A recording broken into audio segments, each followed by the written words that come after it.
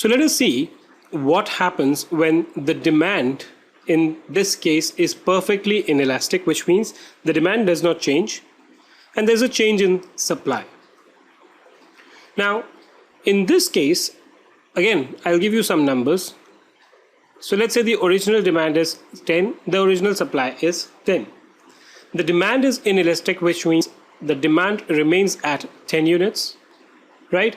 But this increase in supply takes place from 10 to 20. If the supply is more, what is going to happen to the price? It will come down, right? So equilibrium price will fall and quantity demanded and supplied will remain the same. Why? Because even though the production is increasing, the quantity supplied will remain the same. I mean, if there are only 10 people who want to buy, the sale will also be 10 units only. The quantity supplied will remain the same. The increase in supply that we refer here is the production, right? So here you have the demand curve, which is perfectly inelastic, right?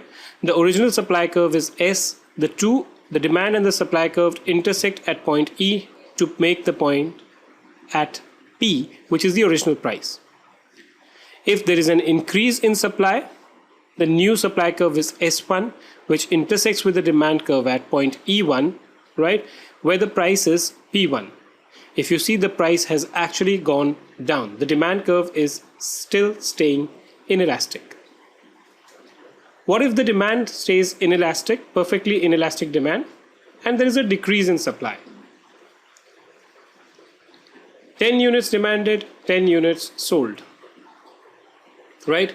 The demand stays at 10, the supply decreases to 8 units. Since there are more buyer, less seller now, more buyer means more price, increase in price, right? So if you see this in terms of the graph, this decrease in supply will raise the equilibrium price. Original demand curve D, original supply curve S, right? This intersects at point E to give the original price as P. There's a decrease in supply from S, so the new curve S1 is to the left of the original supply curve. This S1 intersects the D, which is not changing at all, it is perfectly inelastic, to give a new price P1.